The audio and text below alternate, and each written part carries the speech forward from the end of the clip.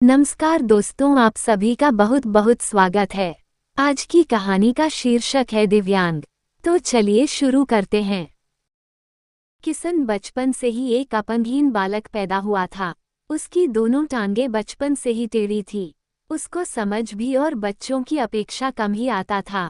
माता पिता ने उसका किसी न किसी तरह उसका ऑपरेशन करवा दिया था। उसके बाद वह चलने लग गया, परंतु बुद्धि से वह बहुत ही नासमझ था।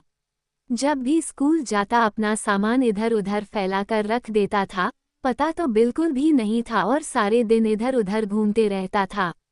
गंदे हाथों से भोजन करना, ये सब बातें उसके माता पिता को बिल्कुल भी पसंद नहीं था। उसकी माँ ने तो ये स्वीकार कर लिया था कि उसे समझ में नहीं आता है, परंतु उसके पापा का सारा गुस्सा उस छोटे से किशन पर ही निकालते थे। जब वह कोई गलत काम करता तो उसके पापा उस पर हाथ उठाते, तो कभी कभी तो छड़ी से उसकी पिटाई भी कर देते। स्कूल में उसके अध्यापक अगर वह काम करके नहीं लाता तो उसके अध्यापक अध्यापिकाएं उसे बेंच पर खड़ा कर देते थे, छड़ी से पिटाई भी करते थे। कक्षा में मॉनिटर भी उसे खड़ा कर देता, यहाँ तक कि बस का कंडक्टर भी। सारे के सारे लोग उस पर चिल्लाते रहते। घर में जैसे ही शाम को थक कर आता और पढ़ाई नहीं करता, तब उसके पापा उसे मुर्गा बना देते। उसके कक्षा में कम अंक आते तो उसके पापा कहते, साहबजादे पढ़ाई तो करते नहीं, सिर्फ मटर गश्ती करते रहते हैं। सुबह सुबह उठ जाते हैं, नटखट पक्षियों की गुंजन सुनने में ही मस्त रहते हैं या बंसी बजाने में 24 घंटे मस्त रहते हैं। अगली बार अगर तुम्हारे अच्छे नंबर नहीं आए तो हम तुम्हारी बांसुरी छीन लेंगे। बेचारा किशन किसके पास अपनी फरियाद लेकर जाता? उसे तो कोई भी समझता ही नहीं था। वो कितनी बार समझने की कोशिश करता है, पर उसे कुछ भी समझ नहीं आता है। सबके अच्छे अंक आते हैं, परंतु उसके मन में डर बना रहता कि अगर इस बार मैं फेल हो गया तो पापा उसकी बंसी तोड़ देंगे। यही तो ले देकर एक बच्ची है जिसकी मधुर तान से उसका मन मुग्ध हो जाता है। मन शांत हो जाता था, नहीं तो दिमाग में एक ही शब्द घूमते रहते हैं, चलो बेंच पर खड़ा हो जाओ, काम नहीं करके लाए, पापा की मार, ठीक से खाना नहीं देना। जब तक उसे मुर्गा नहीं बनाते तब सारे के सारे उसके पीछे पड़ जाते। ये तो इस बार मेरी 15वीं बांसुरी है। अब की बार तो पापा की हिदायत है कि मैं फेल हो गया तो मेरी बांसुरी तोड़ देंगे। बड़ी मुश्किल से जो माँ रुपए मुझे देती है, उससे मैं हमेशा बांसुरी ही तो खरीदता हूँ। मेरी बांसुरी ही तो मेरी जान है, क्योंकि जब मेरे पास बांसुरी होती है तो मेरा मन शांत हो जाता है। वरना दिमाग में यही सब घूमता रहता है कि मैं बुद्धू हूँ, नालायक हूँ, मंदबुद्धि हूँ और ना जाने क्या क्या। मैडम की क्लास में आते ही मैं सब कुछ भूल जाता हूँ, और घर में पापा के मुर्गा बनाने पर भी कई दिन तक मुझे खाना भी नहीं देते हैं। प्यार करना तो दूर की बात, अब तो शायद इस घर में मेरे लिए कोई जगह भी नहीं होगी, क्योंकि मुझे तो कुछ भी याद नहीं होता है। इस बार भी स्कूल में अर्धवार्षिक परीक्षा का परिणाम घोषित कर दिया गया था। इस बार भी मैं पास नहीं हुआ। मेरे कानों में सीटी बजने लगी। मैंने अपने कानों को अपने हाथ की उंगलियों से बंद कर दिया। घर में पहुंचा ही था तो माँ को मेरे भाई ने बता दिया कि मैं पास नहीं हुआ। मेरी माँ ने मुझे कुछ नहीं कहा, पर मेरे पापा ने मेरे आते ही मेरी किताबें जोर जोर से बाहर फेंक दी और मेरी बांसुरी के टुकड़े टुकड़े कर दिए। किताबों का तो मुझे दुख नहीं हुआ, परंतु जब उन्होंने मेरी बांसुरी तोड़ी तो ऐसा लगा मानो मेरे दिल के टुकड़े टुकड़े हो गए। मुझे अपने पापा का एक दैत्य के रूप में दिखाई देने लगा, जिन्होंने जानबूझकर मेरी बांसुरी तोड़ दी थी। मैं गुस्से के मारे एक पेड़ के पास जाकर जोर जोर से उस पर पत्थर मारने लगा। ना जाने मैंने उस पर पेड़ पर कितने पत्थर मार दिए। अपने मन के गुबार को निकालने के लिए मुझे कुछ ना कुछ तो करना ही था। मेरे पापा ने मेरी माँ को कहा कि तुम्हारे लाड प्यार ने इसको बिगाड़ दिया है। आज के बाद इसको खर्च करने के लिए कुछ भी रुपए नहीं मिलेंगे। तुमने अगर इसको रुपये दिए तो वो उससे वो बांसुरी खरीद कर ले आएगा। मैं भी इतना ढीठ हो चुका था कि मार पिटाई का मुझ पर कोई असर ही नहीं होता था। दुख होता था तो अपनी बांसुरी के जाने का। मेरे एक दोस्त ने मुझे तीरक मान दिया था। मैं बिना किसी को कुछ कहे पेड़ के पास जाकर निशाना लगाने लगा। इस तरह निशाना लगाते लगाते ना जाने कितने दिन हो गए, जब कभी माँ डांटती, पिताजी डांटते या स्कूल में डांट पड़ती तो सीधा उस पेड़ के पास जा पत्थर पर निशाना लगाता। इस तरह निशाना लगाते लगाते न जाने कितने दिन हो गए। इस तरह वो अपनी भड़ास निकालता। पापा ने तो मेरा वहां जाना भी बंद कर दिया। हरदम पिटते रहने के कारण मेरे शरीर पर नीले निशान पड़ गए थे। टांगों से थोड़ा थोड़ा चला जाता था, परंतु कई बार सोचता ये बच्चे कैसे याद करते होंगे। मैं अंग्रेजी का सी उल्टा लिखता और 9 कॉपी लिखता। इस बार जब मैं फिर फेल हुआ तो मेरा मन किया कि मैं यहाँ से भागकर चला जाता हूँ। उस समय मेरी आयु सिर्फ 6 वर्ष की थी। मैं अपने पिता की मार से बचने के लिए पेड़ के पास आकर निशाना लगा रहा था, तो एक अंकल आकर बोले, बेटा तुम तो बहुत ही अच्छे तीरंदाज हो, तुम्हारा निशाना तो बहुत ही सही लगता है। उन अंकल को देखकर मेरा मन कितना खुश हुआ। कोई तो है जो मेरी प्रशंसा कर रहा है।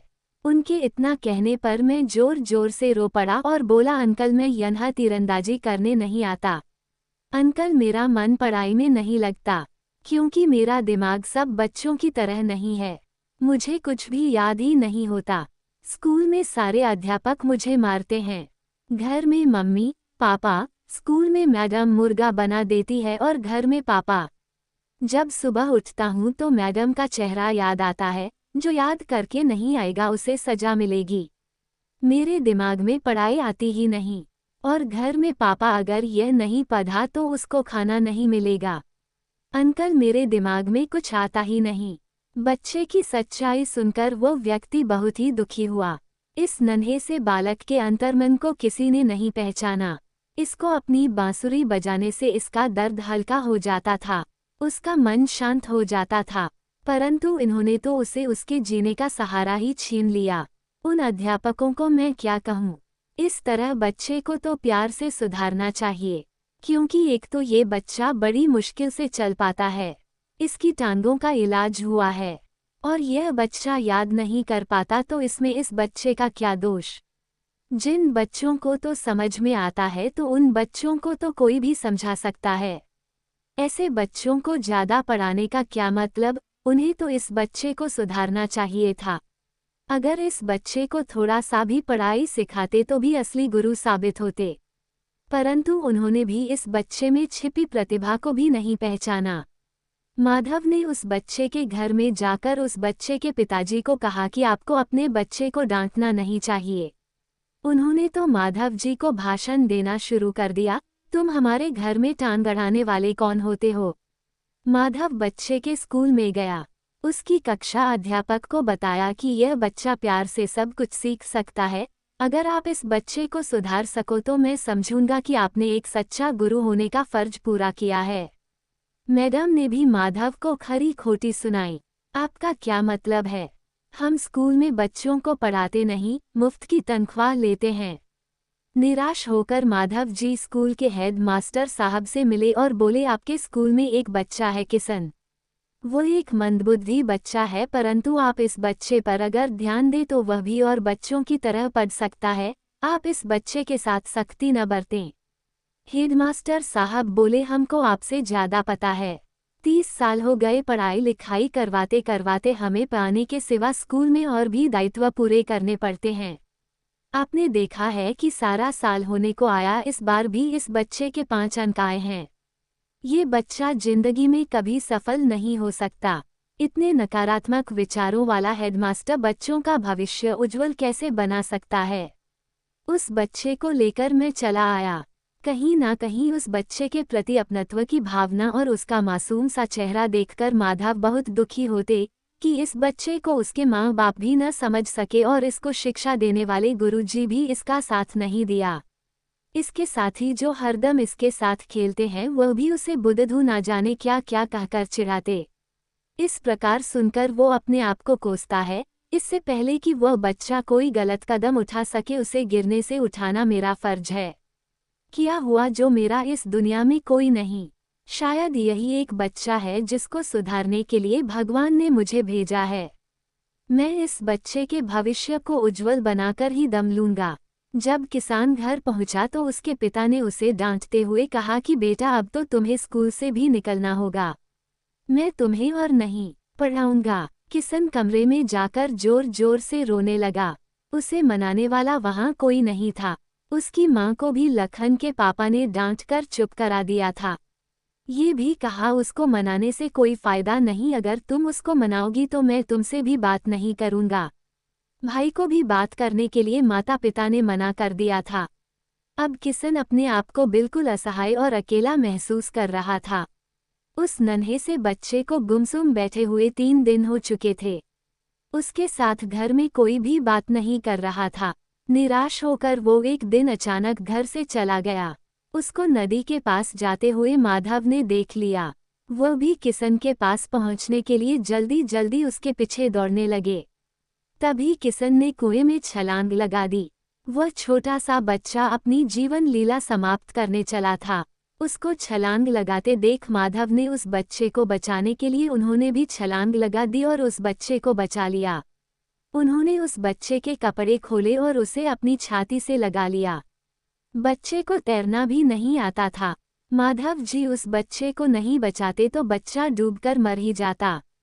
माधव जी को बहुत गुस्सा आया। पता नहीं इस बच्चे के माँ बाप किस मिट्टी के बने हैं। उन्होंने उस बच्चे को अपने घर ले जाकर सुला दिया। वह बच्चा बच चुका था, परंतु अभी भी थोड़ा थोड़ा बेहोश था। माधव जी जल्दी से उस बच्चे के घर पहुंचे। अंदर से जोर जोर की आवाजें आ रही थी। उसकी मम्मी कह रही थी कि किशन कहीं चला गया है। किशन के पापा बोले अच्छा ही हुआ जो वह यहाँ से चला गया, अच्छा होता वह कभी यहाँ लौट कर न आता।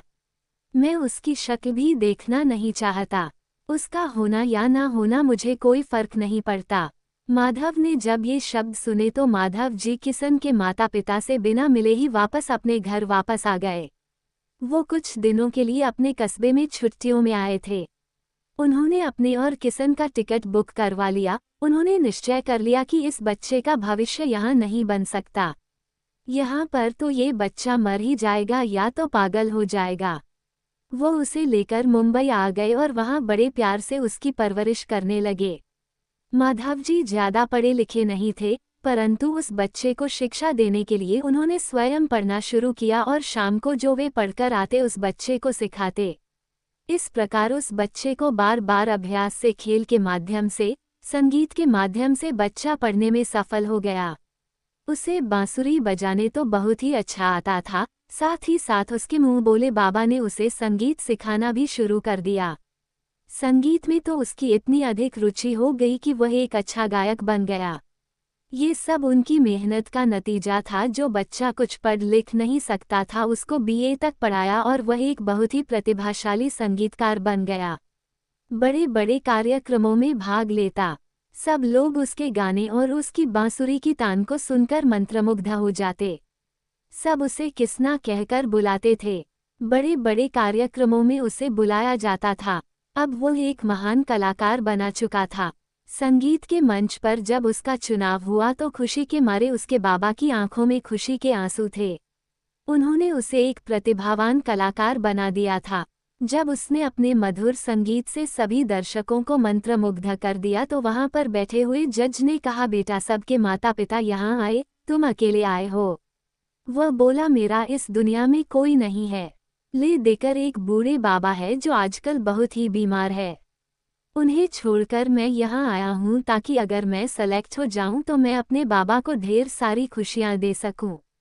मेरे असली माता पिता ने तो मुझे जब मैं 10 साल का था तभी घर से निकाल दिया था, परंतु अब इन बाबा के सिवा मेरा कोई नहीं है। जज महोदय ने उसके घर फोन लगाया। उन्होंने उसके बाबा को बताया कि आपका बेटा ट्रॉफी जीत चुका है। ये सुनकर उसके बाबा बड़े खुश होकर बोले ये बच्चा मुझे मुरादाबाद में मिला था। उसके माँ बाप और उसके अध्यापकों ने उसे सदा के लिए ये कहकर छोड़ दिया था कि यह बच्चा बहुत मंदबुद्धि था, ये जिंदगी में कभी सफल नहीं हो सकता। उन्होंने उसे उसका जीवन बनाने से पहले उसे मरने के लिए छोड़ दिया था।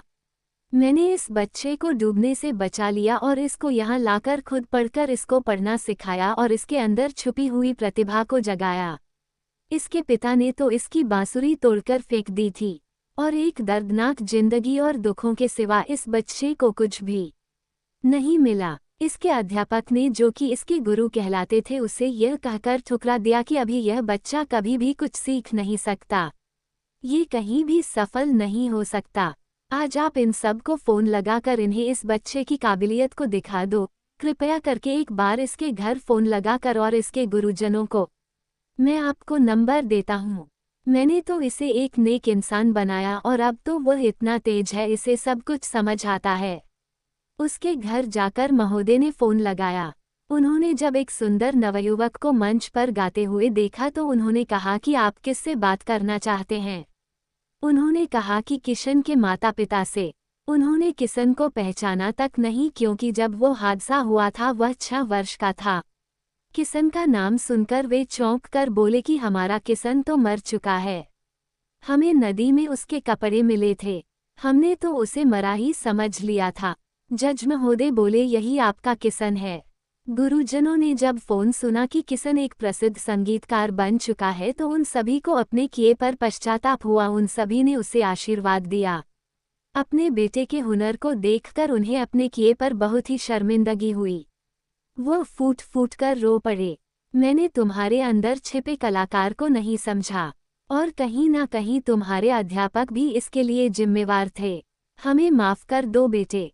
किशन ने कहा, माँ पापा, मैंने आप दोनों को माफ़ कर दिया, परंतु मेरे असली बाबा तो वही है जिन्होंने मुझे इस काबिल बनाया। मैं उन्हीं के पास ही रहूँगा। कभी मुझसे मिलने की इच्छा हो तो आज जाया करना, मैं इंतज़ार करूँगा। दोस्तों, ये थी आज की कहानी। उम्मीद है कि आपको ये कहानी पसंद आई होगी। कहानी पसंद आई हो तो कमेंट्स, लाइक और शेयर जरूर कीजिएगा, और चैनल पर नए हैं तो सब्सक्राइब जरूर कीजिएगा। तो मिलते हैं एक नई कहानी के साथ। चैनल में बने रहने के लिए बहुत बहुत धन्यवाद।